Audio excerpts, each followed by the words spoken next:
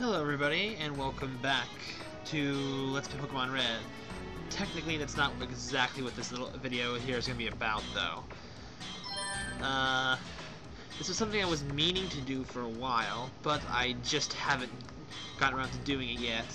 I wanted to give, because I know I'm not going to have any good information during the episode when I first encounter something, I wanted to use this area as a way to kind of to better describe certain Pokemon, and I wanted to do that for the ends of episodes, but I was just too lazy to do that, I suppose.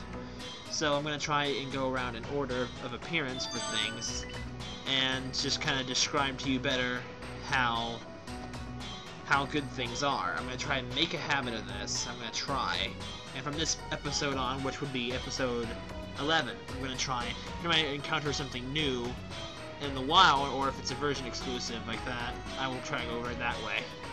I will have annotations and stuff in the sides, put them on each Pokemon to have a better description stat-wise, but that's gonna be, they're all gonna be a little superior because I'm gonna be using more advanced stuff, like from the second generation on. But yeah, okay.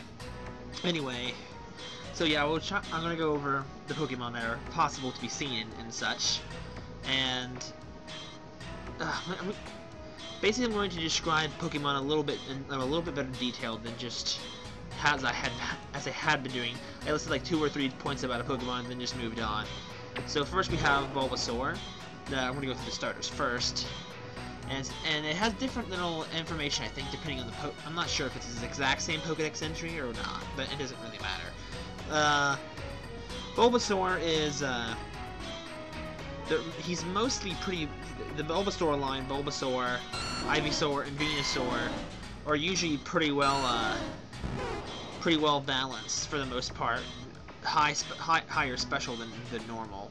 And, of course, annotations will probably prove me wrong if I am incorrect about certain stuff about these guys. He is technically, for the most part, in my opinion, the easiest starter to use in the first game, like Fire Red or Red, you know, in such those first version games, because the gems, they favor Bulbasaur. Not only does he have the type advantage over the first 2 gems, the 3rd gem he is resistant to electricity, which we have seen so far that we've been to Lieutenant Surge. So he's a pretty well balanced Pokemon. And he has moves that support him being able to whittle away an enemy if he can't cause a heavy amount of damage, like with Poison Powder and the Leech Shade combination. So next up is Charmander, Marlin's Pokemon. Charmanders are usually a bit balanced, less so in defense though. They're very superior in special attack or special in Red here, and speed. They're fast and they attack with a lot of special power. That kind of works against Charmander though, considering he only has a few fire moves he learns. So most of his moves are going to be the physical type for a long time, mostly normal type moves. But it's good because for a long time his attack and special are almost pretty much even. In my opinion, he's the hardest to use right from the beginning because he has a bit of a rough time against the first few gyms, like at least the first 2, because he has a type disadvantage against each one, which makes Brock's gym very difficult to get through. But though, since his Ember is a special attack, the Brock Pokemon are physical defensive, so even with a not very effective move, Charmander can still do a lot of damage. You'd have to play a little smarter with a Charmander, in my opinion. And eventually, fire types kind of lose their edge in this game. I mean, there's not as many different things that they can be useful for. But Charmander is still a pretty good Pokemon. Especially, I think, probably one of the best fire types in this game. I went on way too long, I feel. We have, and there's Squirtle. The Squirtle line is as you might guess, very defensive because of that shell and everything. And higher special, and other than that, pretty well balanced. There's plenty of water types, but it seems starters are usually the most superior types. Squirtle he's not a bad water type. He's probably one of the better ones in this game, but it's hard for me to give a really good opinion on Squirtle. I mean, He's definitely pretty good. I mean, but after the first gym, things could get a little rough for him till after Gym 4, just because of how the types are stacked against him for a while. But but it's still a really good Pokemon, and it's not a bad thing to fault you on using anyway. I sound all fancy now, don't I? So now let us find Pidgey, since we covered those first. Pidgeys, I didn't really look up anything about them. I'm not gonna look up everything. Pidgeys, they're kind of your standard flying type. There's not a whole lot of great stuff about them. Oh, by the way, he's hollow because I haven't caught him in the game. But Pidgeys, I think they're kind of a standard flying, not really anything outstanding about each about them. They're and there's not a whole lot of moves, at least in the first generation, that really support Pidgey being very strong. Like, he learns Wing Attack after a little while, but I guess in this game, Wing Attack's only got a power of 30 instead of the usual 60. So it's really hard to use a Pidgey great as a flying type because he learns some of the weaker flying moves. But I guess he's balanced, if anything, probably has superior speed. Like I said, the annotations will be correcting me on that stuff. I'm just giving personal opinion for the most part. And where are we at? We have Rattata. I would have most of my opinions with Rattata. I mean, he's definitely Rattata and Raticate can be pretty frail if you're fighting a tough enemy, but depending on for the most part, you're fighting enemies that are about as strong as you are for the most part. They are definitely very physically powerful and extremely fast. I mean, they're more fast than they are powerful. And Hyper Fang at level 14 just really kind of makes them really strong. Most people probably would think that Rattata is not that great, but with Hyper Fang, man, it's probably one of the best normal moves for a long time. And he evolves into Raticate level 20, as you've probably already seen in the LP. They're very strong, but their move pool is kind of limited in this game. There's not a whole lot of moves that they're great with. I mean, Hyper Fang and later on Super Fang are fantastic moves to Raticate, but other than that, there's not a whole lot of variety for his moves, especially physically. Most of his teams, I think, are going to be special. Like, of course, you've seen Water Gun. So, there's my thoughts on Rattata and Raticate in this game. What's next? I hate it when it starts lagging like that. I'll go start with Caterpie, even though... Actually, no, wait. There's another one we have to cover, because I forgot. Sorry. We'll cover both of these. Nidoran Boy here, or the Nidoran Male. They're more common in red than they are in blue. Same is true for Nidorina. Sorry, Nidoran Girl. More common in blue, less common in red. They're definitely really powerful for an early on in the game. And like Rattata, after it gets a good move, excuse me, they can be pretty powerful. Like, I mean, for the beginning, and you probably saw me in the LP struggling with it a little bit, Nidoran's a little weak starting off, but using a good effectiveness with his stat moves can help turn his tide because he learns Leer, which is pretty good, and then level 8 he learns Horn Attack. So he's a pretty good powerhouse. I mean, but for a poison type, he lacks a really good poison move. But in this game, there wasn't a whole lot of strong poison moves. Sludge might have been the strongest poison attack. But he's pretty good. I mean, he's pretty good offensively either way, even if he's not a great poison type.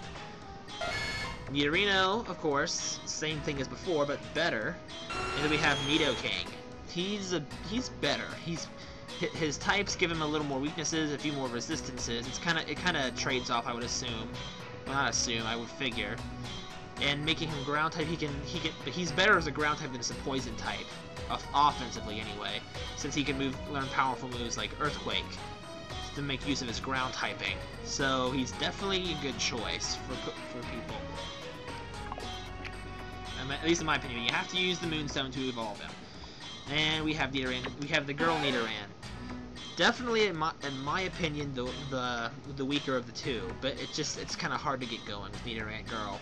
I mean, it's a very unfair advantage because Nidoran Boy, level 8, he learns Horn Attack, but at level 8 for Nidoran Girl, it learns Scratch or Tackle, one of the two. Either way, it starts off with one and gets the other a little bit later on.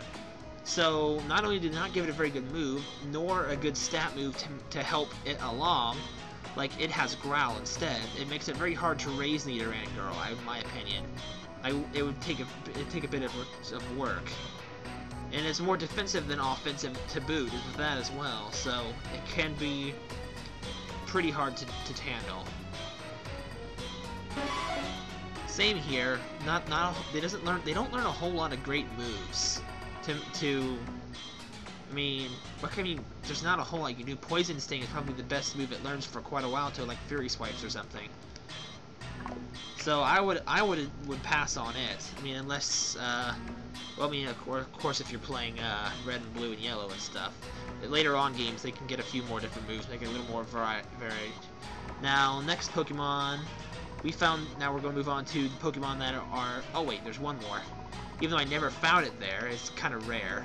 Where it was. Sorry, we're covering that route next to Viridian City. We have Spearow. This is definitely at the beginning of the game the superior bird type, because well, I already covered how just kind of meh Pidgey is. Spearow is definitely not. While I think it's weaker defensively, it's a lot faster and it's a lot more physically powerful. That and it actually learns decent flying moves.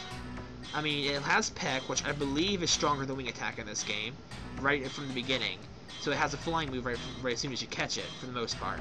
And then it evolves later on and learns Drill Peck, which is probably one of the most powerful flying moves at this point in this generation, probably only second to Sky Attack.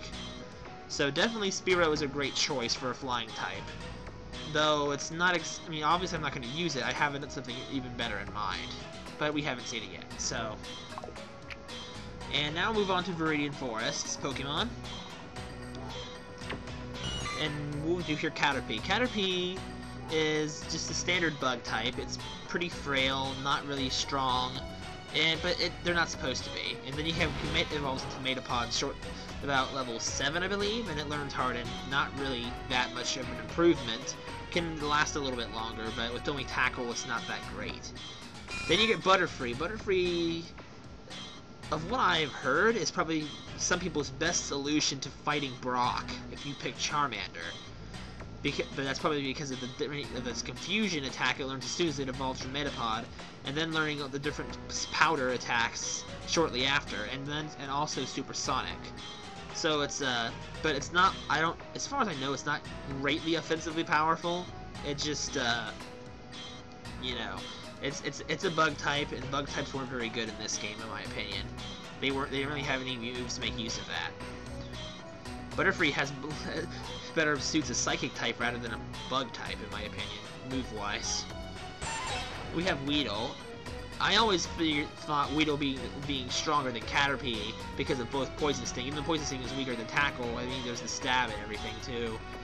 That and it can Poison, so Weedle is already slightly better, but because it's part Poison, it has more weaknesses. And then, of course, evolving into Kakuna, a lot scarier looking in red and blue. It learns Harden, of course, gets a little tougher to defeat, but not much. And then we have Beedrill. He's a lot more powerful, but probably not as good as Butterfree.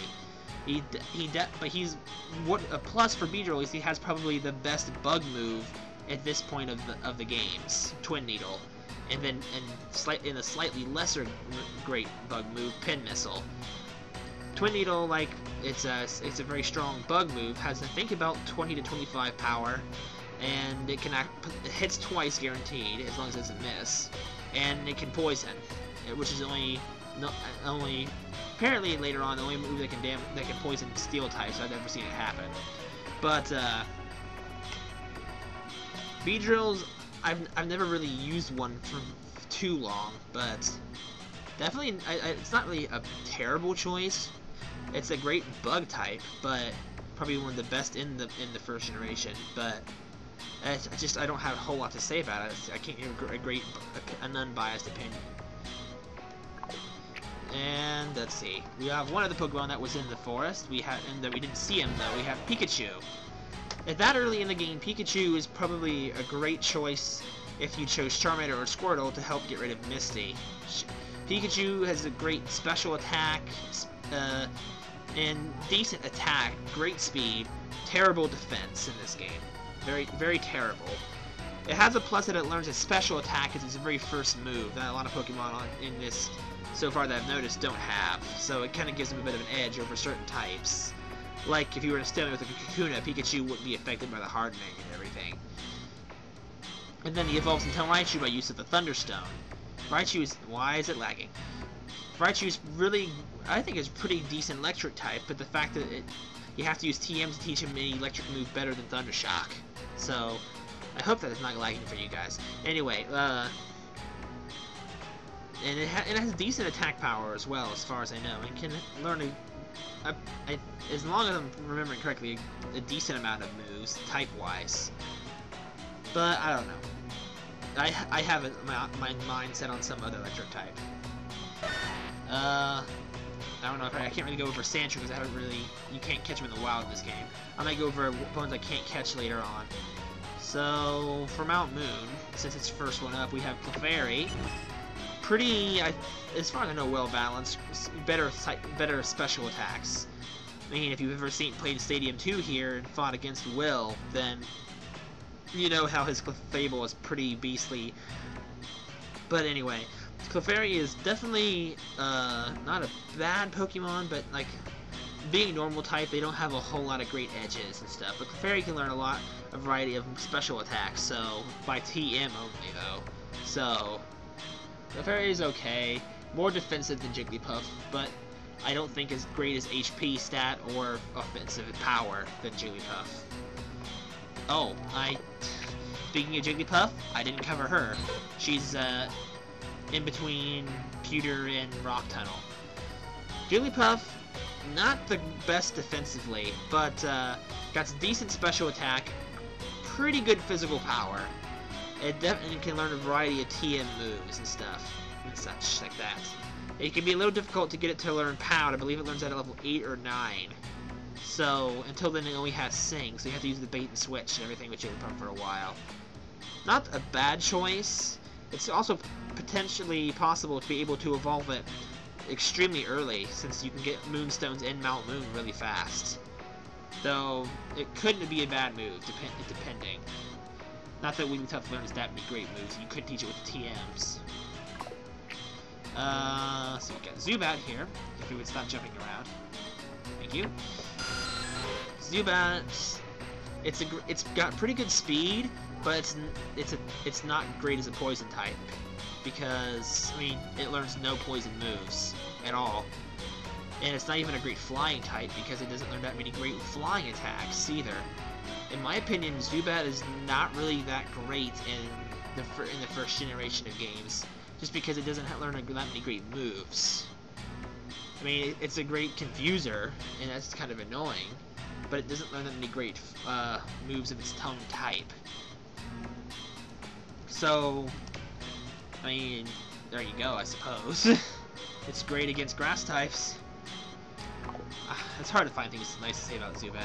So, where is he at? Why are these not listed in, like, order of appearance? Anyway, there's Geodude. He's pretty good defensive, pretty good offensive, terrible special-wise, terrible speed-wise.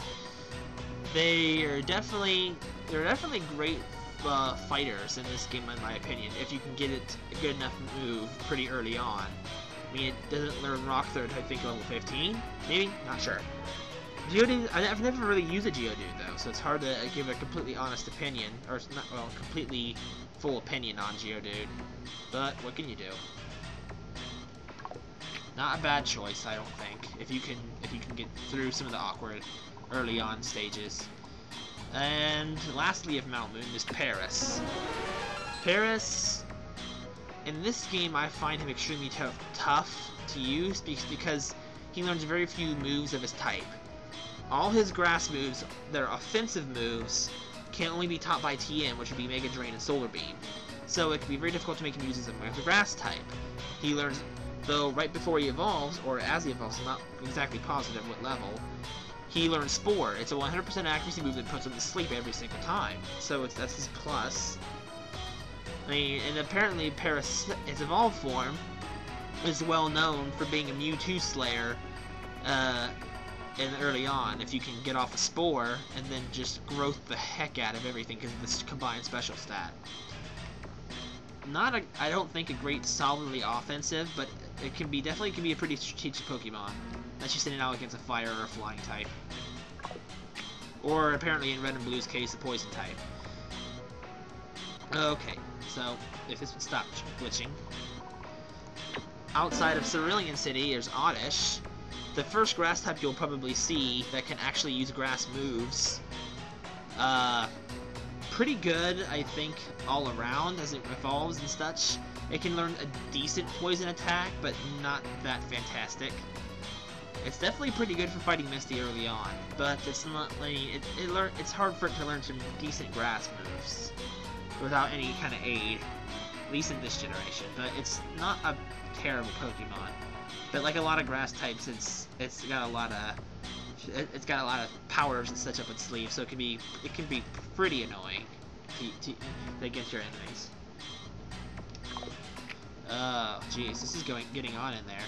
Venonat, is that where can you find that where I think you can? Terrible if sorry to use that. No, never mind. We're not covering Venonat just yet. I got confused with yellow. So Meowth, that's Meowth is in blue, sorry.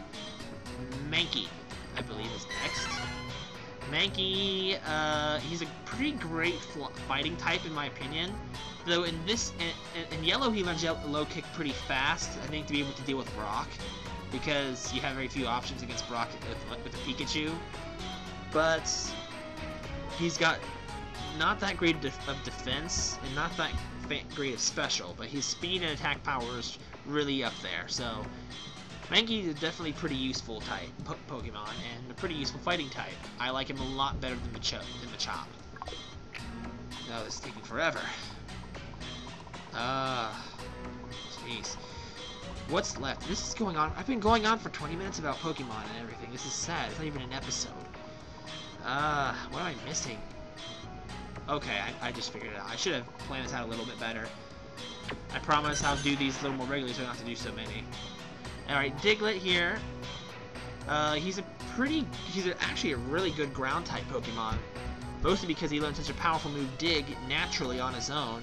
And for the most part, you can catch wild Diglets that already have Dig if you look around long enough and don't jump the gun with getting whatever one you find in Diglett's cave. They are definitely pretty strong, especially against Lieutenant Surge. I mean, if you get one, if you're really having trouble against Lieutenant Surge, grab a Diglett if you want it for a team. It will level up really fast in Lieutenant Surge's gym. There's an option for you. Dugtrio are also found in Diglett's cave as well, and they're even better, but as you saw from my episode, they're extremely tough and extremely hard to catch.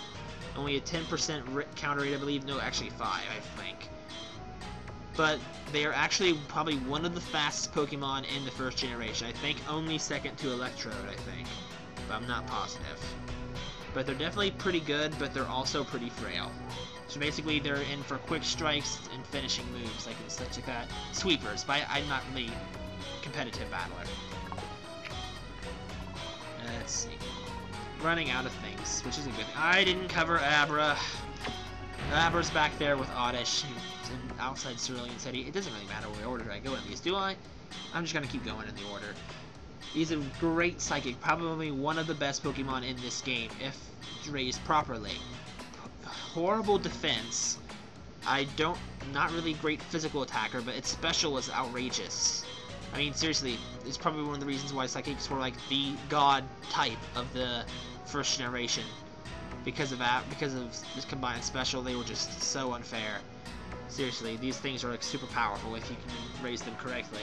Even though they only learn very few types of moves, they don't need to learn that many different types of moves.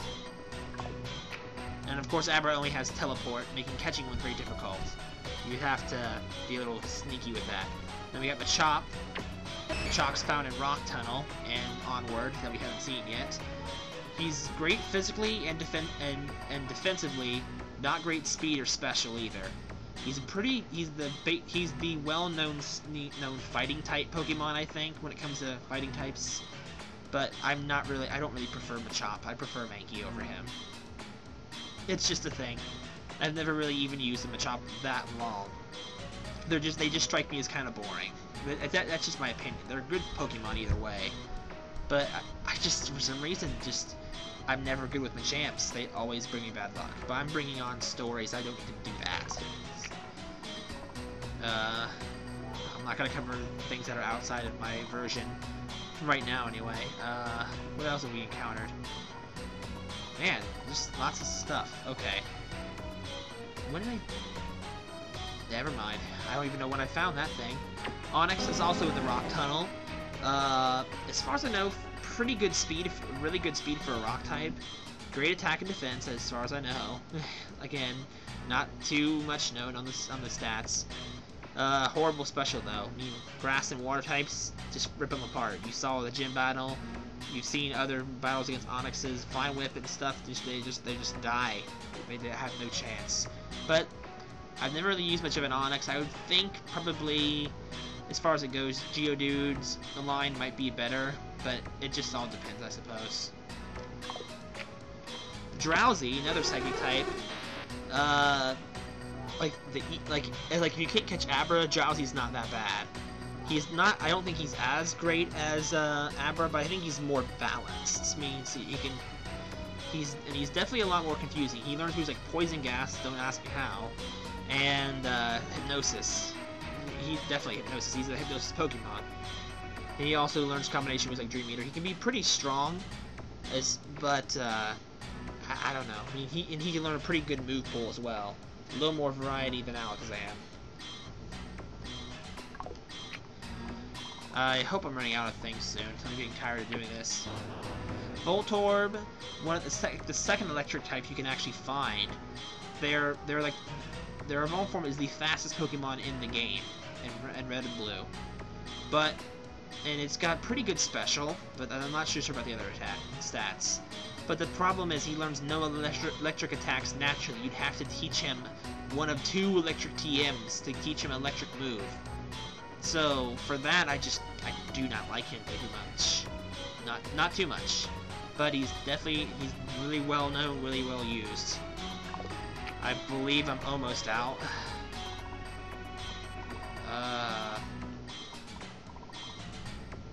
Actually, I think I am. Oh, well, I can't cover it because I haven't technically seen it. So, I think that actually does it. I'll do a quick skim through, see if I've skipped anything. Oh, well, Growlithe here. I just countered him last episode, as of recording this. He's a bit of a balanced fire type.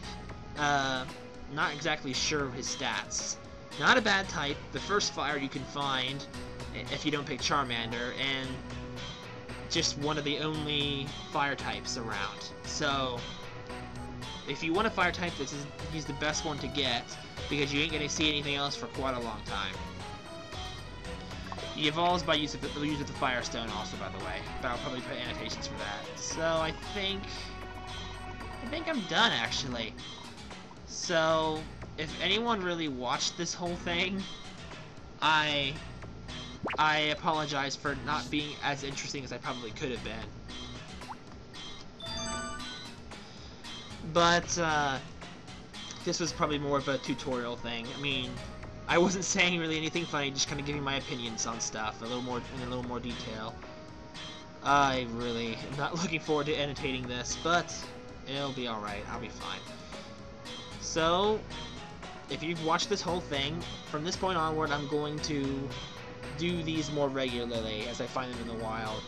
Or like I said, or if they're in trainer encounter, you can't see them in the wild. Or whatever, okay? I'm not trying to be overly fancy. I'm just I figure I should just at least make the effort and say that I did this. But I guess that'll do it. From this point, like I said, this point onward, it'll be at the end of episodes and stuff, and blah-de-blah-de-blah. So I thank you all for watching. If you watched this whole thing, I don't blame you if you didn't, unless you're. Never mind. What am I going on about? Well, if you're watching this for to get real knowledge and not just for my opinions, then I'm sure there's other places you could actually get a better opinion than mine. But I thank you all for watching this little thing. I hope you all join me in the next episode of Pokemon Red. I'll see you guys then.